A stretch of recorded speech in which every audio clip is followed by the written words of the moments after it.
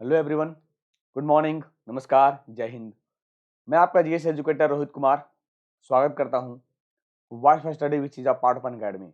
तो सुबह के 9 बज चुके हैं और आप जुड़ चुके हो रोहित सर के साथ, जहां मैंने आपको एंशिएंट, मिडाइवल और मॉडर्न की हिस्ट्री की पूरी हिस्ट्री, पूरा इतिहास पढ़ाया चैप्टर वाइज। आपने कहा भी था सर कुछ एमसीक्यू करवा दो मॉडर्न इंडिया का, क्योंकि सबसे ज्यादा सवाल आपके मॉडर्न इंडिया से बनेंगे। अगर मेरी आवाज आ रही है तो थंब दिखाना कि सर बिल्कुल आपकी आवाज प्रॉपर तरीके से आ रही है। मेरी आवाज प्रॉपर तरीके से आ रही है, बिल्कुल ठीक है बच्चे। तो चलते हैं और देखते हैं कि क्या क्या होने वाला है खास आज के आपकी इस लेक्चर में। मेरी आवाज आ रही है आप तक? सुनाई पड़ रहा है ना? बिल्कुल। शुरुआत किया जाए।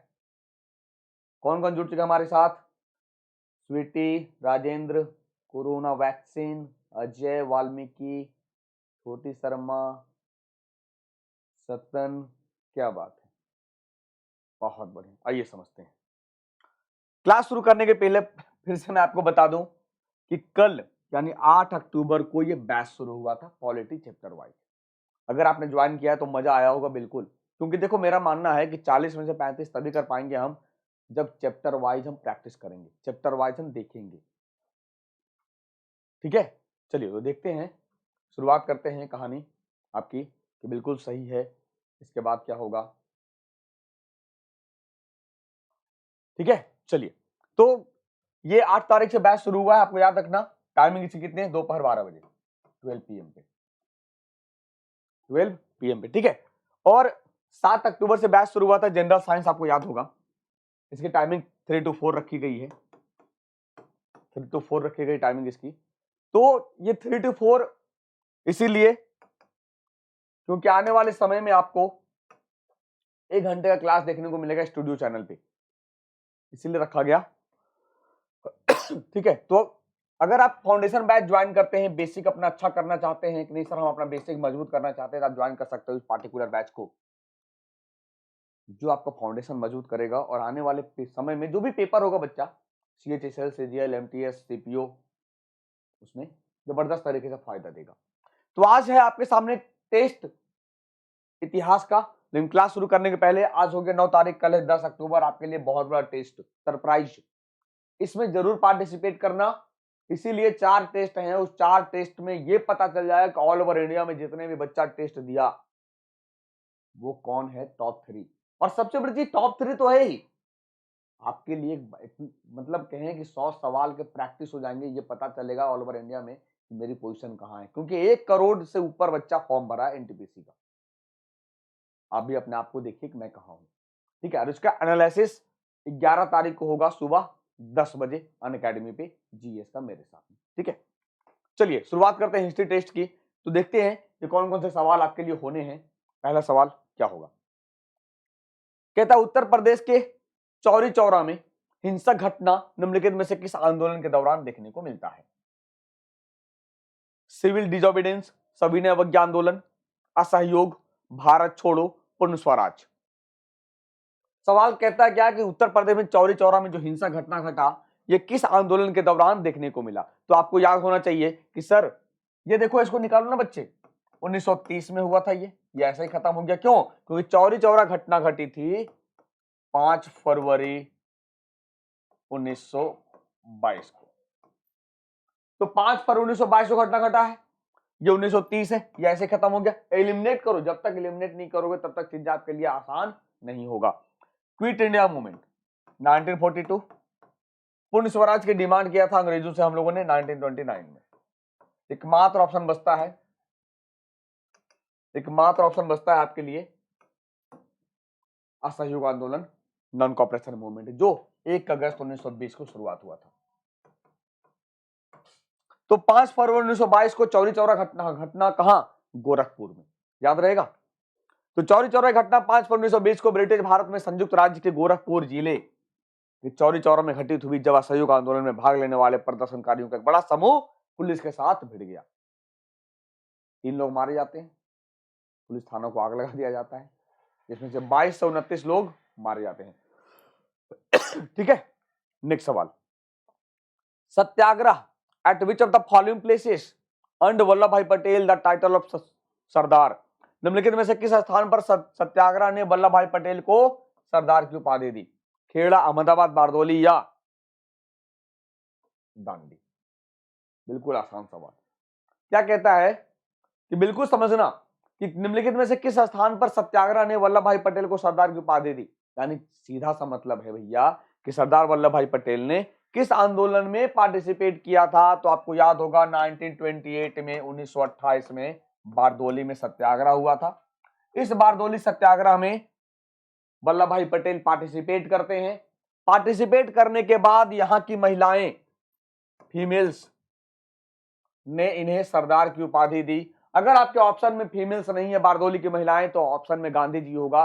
गांधी जी इस टाइटल को जो आज हम जानते हैं सरदार वल्लभ भाई पटेल, ये पूरा फेमस कर दिया। ठीक है, तो बारदोली की सत्याग्रह क्लियर है, याद रहेगा। बारदोली की महिलाओं ने कब हुआ था? 1928 1928 में। जनवरी 1928 में गुजरात में बारदोली में किसानों ने वल्लभ भाई पटेल को विरोध आंदोलन शुरू करने के लिए आमंत्रित किया, जिसमें उन सभी ने करों का भुगतान नहीं करने का संकल्प लिया। गांधी जी ने यंग इंडिया पत्रिका में अपने लेखन के माध्यम से आंदोलन को समर्थन दिया। अब दो चीजें हैं, एक यंग इंडिया है, यंग इंडिया जो लाला लाजपत राय ने लिखा है, लाला लाजपत राय ने लिखा है। तो जो लाला लाजपत राय ने लिखा है ना बच्चे, ये पुस्तक है, बुक, और जो गांधी जी ने लिखा है ना वो मैगजीन है। जब अगर सवाल आएगा कि यंग इंडिया पत्रिका को किसने लिखा, क्या बताओगे? गांधी जी। और अगर सवाल आएगा कि यंग इंडिया पुस्तक की रचना किसके द्वारा की गई, तब लगाओगे लाला लाजपत राय। ये दोनों डिफरेंसेस है। क्लियर है, समझ में आ रहा है ना? समझ में आ रहा है, मजा आ रहा है?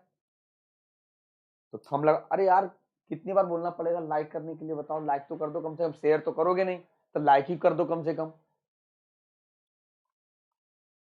महात्मा Gandhi gave the title of Sardar to Vallabhbhai Patel for immense organisational skill in organising Bardoli satyagraha in 1928।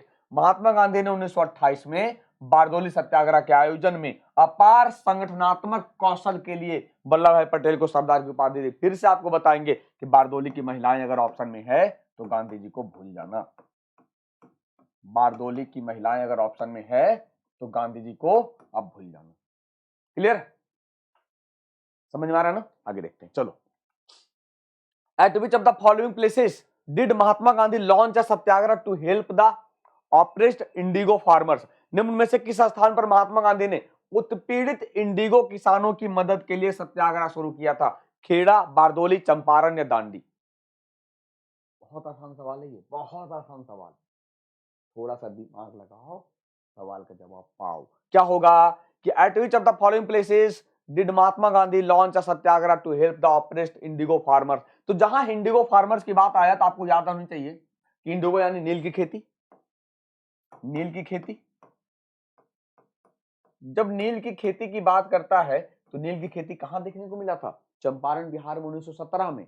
1916 में राजकुमार शुक्ला जी ने इनवाइट किया था गांधी जी को, भैया आओ और देखोगे अंग्रेजों ने कैसा तांडव मचा रखा है चंपारण बिहार में। इसे नील इंडिगो किसानों की मदद के लिए सत्याग्रह। भारत में पहली बार सत्याग्रह शुरू किया गया गांधी जी के द्वारा चंपारण में, लेकिन ओवरऑल की बात करें पहली बार तो हम कहेंगे साउथ अफ्रीका। कहां? साउथ अफ्रीका 1906 से 8। ठीक है, खेड़ा कब देखने को मिलता है? 1918 में। बारदोली भी बताया 1928 में, और दांडी बताया तो 1930 दांडी मार्च। तो चंपारण सत्याग्रह महात्मा गांधी का सत्याग्रह का पहला प्रयोग था, यह अप्रैल 1917 में उत्तरी बिहार में अविभाजित चंपारण जिले में। अविभाजित क्यों? क्योंकि चंपारण अभी दो भागों में डिवाइड है, पश्चिमी चंपारण और पूर्वी चंपारण। ठीक है, प्रारंभ में गांधी स्वयं कार्य करने के लिए अनुत्सुक थे, ना जाने में मतलब दिखाया ही नहीं, लेकिन उन्होंने इंडिगो कल्टीवेटर जो नील के किसान थे राजकुमार शुक्ला जी ने इतना मना लिया कि उन्होंने इस मामले की जांच करने का निर्णय लिया। और कहते हैं ना सर, यही आंदोलन गांधी जी को फेमस कर दिया। Satyagraha at which of the following places was not related to the problems of farmers? निम्नलिखित में से किस स्थान पर सत्याग्रह किसानों की समस्याओं से संबंधित नहीं था?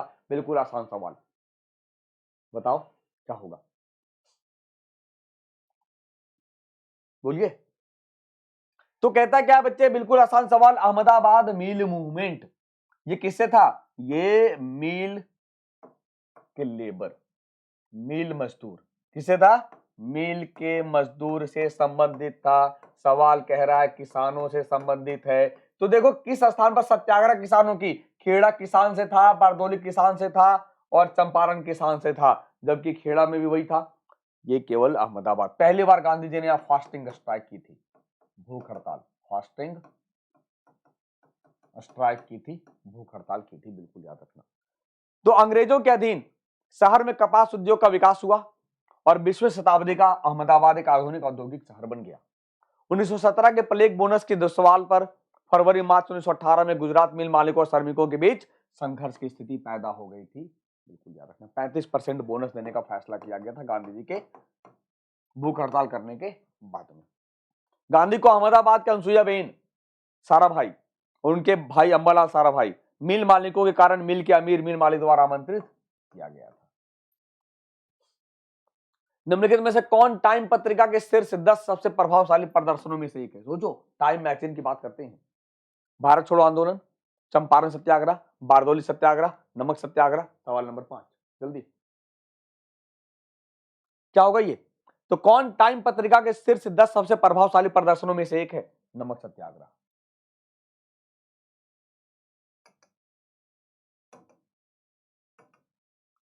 क्विट इंडिया मूवमेंट 8 अगस्त 1942 को, चंपारण अप्रैल 1917 को, 2017 को 100 साल हुआ था, पूछा था सवाल बिहार में।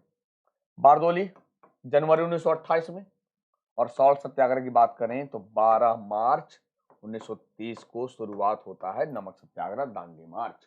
ठीक है, तो टाइम पत्रिका के शीर्ष 10 सबसे प्रभावशाली प्रदर्शन में से एक माना जाता है।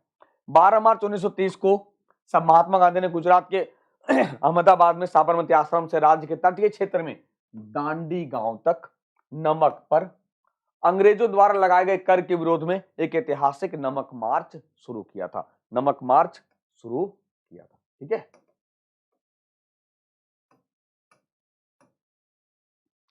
नमक मार्च 12 मार्च 1930 को शुरू हुआ, 6 अप्रैल तक जारी रहा। क्यों? क्योंकि 5 मार्च को पहुंचते हैं गांधी जी, सॉरी 5 अप्रैल को पहुंचते हैं गांधी जी और 6 अप्रैल को नमक कानून तोड़ देते हैं। यह 24 दिवसीय नमक मार्च था। मार्च मतलब होता है पैदल यात्रा, 24 दिन तक यात्रा चला था ये। काकोरी ट्रेन डकैती में शामिल होने के लिए पोर्ट ब्लेयर की खूंखार सेलुलर जेल में निम्नलिखित में से किसे भेजा गया था? राम प्रसाद बिस्मिल, सत्येंद्रनाथ सान्याल, विनायक सावरकर, रास बिहारी बोस। सवाल नंबर 6 क्या होगा, बताइए क्या हो सकता है? आसान सवाल है, रास बिहारी। आप लोग विनायक सावरकर लगा रहे हो, काहे गलती कर रहे हो? अब बताओ, काकोरी ट्रेन डकैती जो हुआ था 9 अगस्त 1925 को, विनायक सावरकर शामिल थे क्या? शामिल नहीं थे ना, तो क्यों लगा रहे हो विनायक सावरकर? विनायक सावरकर को कैद किया गया था, काला पानी सजा मिला था उनको। वहां जेल की दीवार में भारत का इतिहास लिखते हैं। भारत के स्वतंत्रता आंदोलन 1857 को पहला स्वतंत्रता आंदोलन कहते हैं। पोर्ट ब्लेयर में इनके नाम से एयरपोर्ट है। ये सब तो ठीक है, लेकिन यहां पर भेजा गया था सत्येंद्रनाथ सान्याल को, ठीक है। दास, अरे बात समझ में। तो काकोरी षड्यंत्र हिंदुस्तान रिपब्लिकन एसोसिएशन याद होगा आपको, एचआरए 1924 में गठन हुआ था। 9 अगस्त 1925 को अंग्रेजों के खिलाफ भारतीय स्वतंत्रता आंदोलन के संयुक्त प्रांत उत्तर प्रदेश के काकोरी शहर में किया गया था। काकोरी शहर कहां? लखनऊ सहारनपुर के बीच में है। सत्येंद्रनाथ सान्याल एक भारतीय क्रांतिकारी और हिंदुस्तान रिपब्लिकन एसोसिएशन के संस्थापक थे, जो भारत में ब्रिटिश साम्राज्य के खिलाफ सशस्त्र प्रतिरोध करने के लिए बनाया गया था। वह चंद्रशेखर आजाद और भगत सिंह जैसे क्रांतिकारियों के गुरु थे, बिल्कुल याद रखना। Which of the following was not a fallout of Jallianwala Bagh incident? कौन जालियांवाला बाग की घटना से बाहर नहीं था? बाहर नहीं था, जल्दी।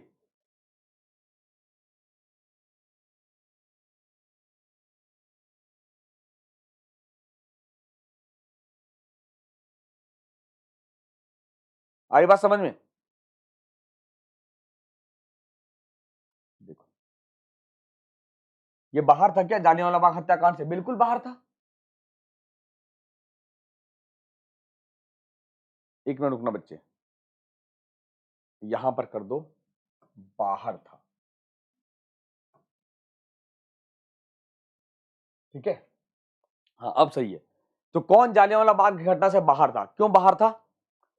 क्योंकि असहयोग आंदोलन वापस ले लिया गया था कब? चौरी चौरा घटना के बाद, चौरी चौरा घटना के बाद, ठीक है। आई बात समझ में? तो जालियांवाला बाग की घटना से बाहर कौन था? असहयोग आंदोलन वापस ले लिया गया। जबकि आपको याद होगा कि जालियांवाला बाग की घटना से बाहर नहीं था कौन? अपना नाइटहुड लौटाया था? नहीं, बिल्कुल लौटाया था रविन्द्रनाथ टैगोर ने। फिर उधम सिंह ने लेफ्टिनेंट ओ डायर की गोली मारकर हत्या कर दी थी। क्लियर है? अरे बात समझ में? आर डायर गोली चलाया था, ओ डायर को ये मारा था। माफी चाहेंगे, यहाँ पर नोट नहीं होगा। तो कौन जालियांवाला बाग की घटना से बाहर था? असहयोग आंदोलन बाहर था, ठीक है। असहयोग आंदोलन बाहर था। आगे देखो नेक्स्ट, किस स्थान पर सरदार वल्लभ भाई पटेल के नेतृत्व में झंडा सत्याग्रह सफलतापूर्वक किया गया था? सवाल नंबर 8 बताओ क्या होगा जल्दी।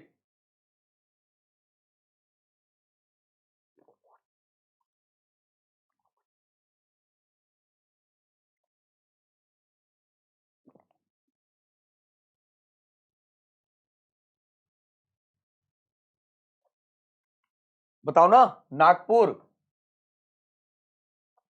किस स्थान पर सरदार वल्लभ भाई पटेल के नेतृत्व में झंडा सत्याग्रह सफलतापूर्वक किया गया था? नागपुर। पिछले क्वेश्चन में काहे अटके हो? आगे बढ़ो, बता तो दिया मैंने यार, ह्यूमन बीइंग है, हमसे भी मिस्टेक होता है, ठीक है। आगे बढ़ जाओ। नागपुर झंडा सत्याग्रह 1923 में नागपुर शहर के कुछ क्षेत्रों में कांग्रेस के झंडे का उपयोग पर प्रतिबंध के खिलाफ संगठित, जिसने बहुत सख्ती नहीं दिखाई और एक समझौता हो गया। नागपुर झंडा सत्याग्रह 1923 में देखने को मिलता है। सवाल नंबर 9, दो बिल्कुल आसान सवाल समझना। मोइरांग जिस स्थान पर सेकेंड वर्ल्ड वॉर के दौरान भारतीय राष्ट्रीय सेना ने राष्ट्रीय ध्वज फहराया था, वह कहां स्थित है? मोइरांग जिस स्थान पर द्वितीय विश्व युद्ध के दौरान भारतीय राष्ट्रीय सेना ने राष्ट्रीय ध्वज फहराया था, वह कहां स्थित है?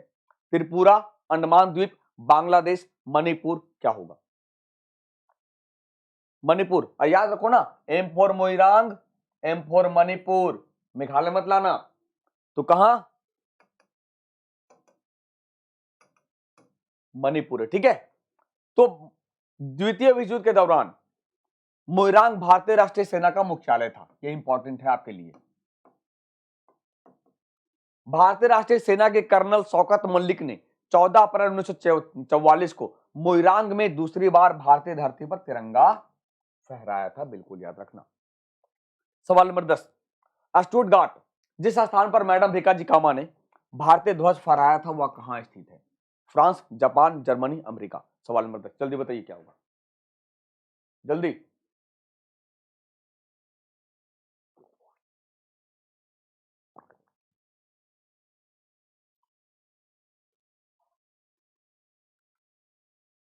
जर्मनी।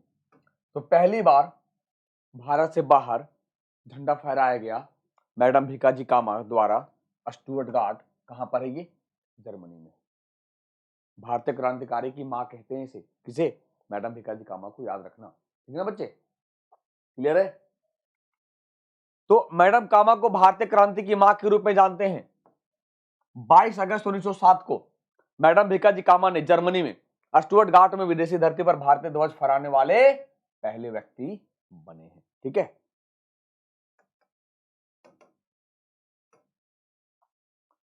तमिलनाडु में वेदारण्यम में नमक सत्याग्रह निम्नलिखित में से किसने किया था? Who of the following carried out of south satyagraha at Vedaranyam in Tamil Nadu? सवाल नंबर 11 क्या होगा? सिराज गोपालाचारी। देखो, जैसे गांधी जी ने किया था नमक सत्याग्रह, तो गांधी जी को देखते हुए सिराज गोपालाचारी जो पहले भारतीय गवर्नर रहे हैं, अंतिम गवर्नर कह सकते हैं, ने तमिलनाडु में किया था। महात्मा गांधी द्वारा दांडी मार्च से प्रेरित होकर जिसने देश भर में एक सविनय अवज्ञा आंदोलन शुरू कर दिया, सिराज गोपालाचारी के नेतृत्व में 100 पुरुषों के एक समूह ने वेदारण्यम तक मार्च किया और अंग्रेजों द्वारा लगाए गए नमक कानून को तोड़ने के लिए अप्रैल 1930 में समुद्र के पानी से नमक निकाला। प्रतीकात्मक था, कानून तोड़ दिया। इनमें से कौन सी घटना लाहौर से जुड़ी नहीं है? Which of this incidents is not associated with Lahore? जल्दी क्या होगा?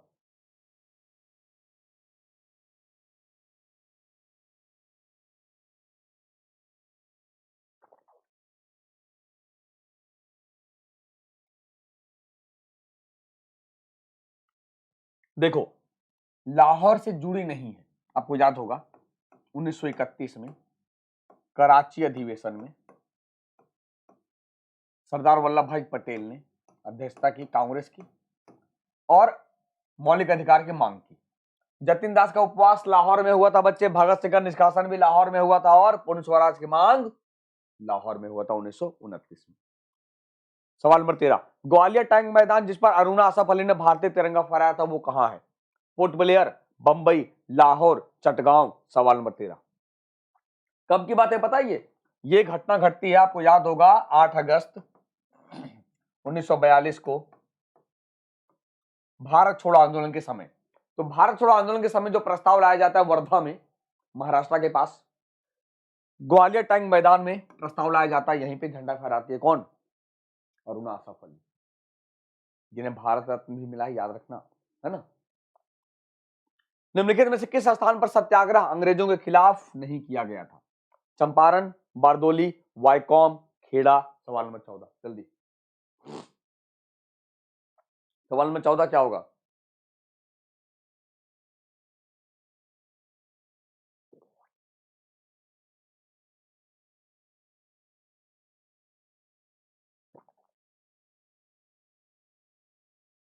क्या बोल रहे भैया?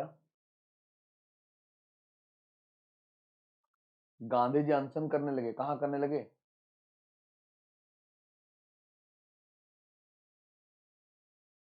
देखो, किस स्थान पर सत्याग्रह अंग्रेजों के खिलाफ नहीं किया गया था?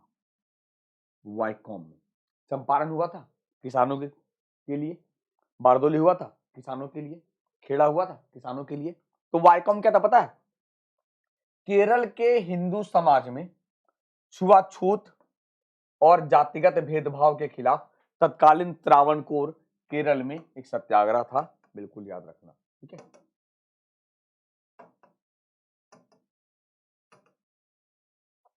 जो 24-25 में चला था। यह आंदोलन वर्तमान समय में कोट्टायम जिले के वैकोम में श्री महादेव मंदिर के आसपास देखने को मिला था। स्वतंत्रता काल में के दौरान हुए सही कालानुक्रमिक क्रम में निम्नलिखित को व्यवस्थित करें। मैंने आपसे कहा भी था कि अरेंज करने के लिए बराबर पूछेगा।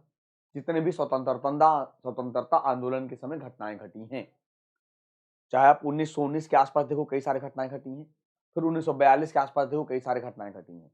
ये दो चीजें, दो पॉइंट को आप हमेशा याद रखना। तो पहले चंपारण, दांडी, नागपुर, खेड़ा क्या होगा? आसान सवाल है यार, क्या होगा देखो, ADCB। पहले देखो 1917 चंपारण, फिर कहता है डी 1918 खेड़ा, फिर कहता है सी नागपुर झंडा सत्याग्रह 1923 के आसपास देखा आपने, और दांडी मार्च 1930। आसान तो था, आप निकाल लेते आसानी से, आप आसानी से निकाल लेते इसको अगर थोड़ा सा इस पे जोर देते तो। मैंने आपको केक भी समझाया था, केक भी खिलाया था, आप खाते ही नहीं है। चंपारण 17, अहमदाबाद 18, 1918 फिर खेड़ा। आगा खां पैलेस जहां महात्मा गांधी को कैद किया गया था और जहां कस्तूरबा गांधी ने अंतिम सांस ली थी, किस जगह पे, विच प्लेस? नागपुर, लाहौर, पुणे, हैदराबाद। सवाल नंबर 16 जल्दी जल्दी बताओ क्या होगा?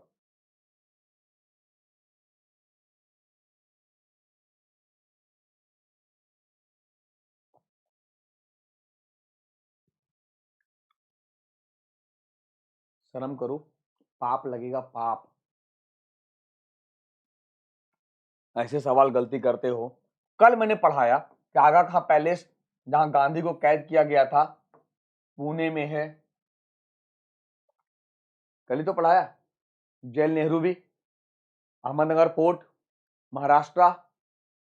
यार रिवीजन करते नहीं हो। किस स्थान पर कांग्रेस के अधिवेशन में 26 जनवरी को स्वतंत्रता के रूप में मनाने का संकल्प लिया गया था? लाहौर, कलकत्ता, बंबई, लखनऊ। किस स्थान पर कांग्रेस के अधिवेशन में 26 जनवरी को? ये बिल्कुल वही कहानी है, लाहौर वाली जो अधिवेशन हुआ था, याद करो 1929 में अधिवेशन हुआ था, जवाहरलाल नेहरू ने अध्यक्षता की थी और उसी समय से हम लोगों ने प्लान किया था कि 26 जनवरी 1930 से हर साल स्वतंत्रता दिवस सेलिब्रेट करेंगे। मोपला विद्रोह निम्नलिखित में से किस राज्य से संबंधित है? Moplah rebellion is associated with which of the following states? Bihar, Gujarat, Punjab, Kerala. बताओ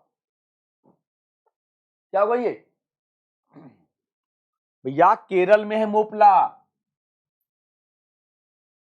और एक किसान विद्रोह है ये। क्या ये? किसान विद्रोह है, याद रखना।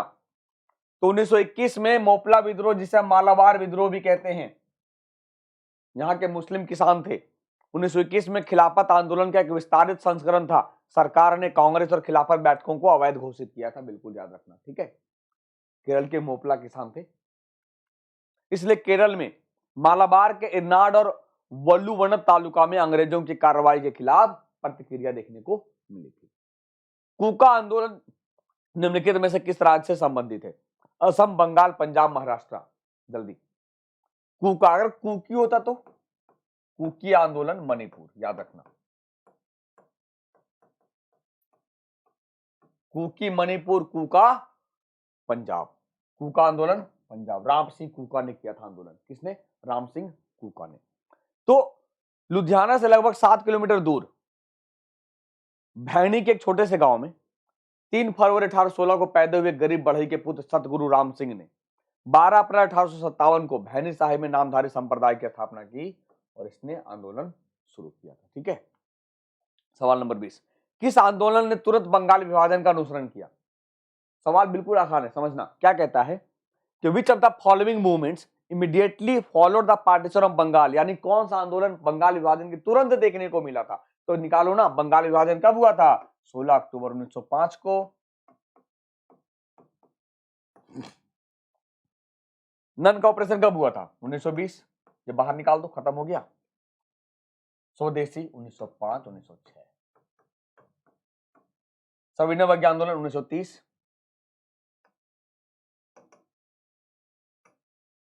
1930 और गदर 1913 सैन फ्रांसिस्को, याद होगा आपको, है ना, लाला हरदयाल।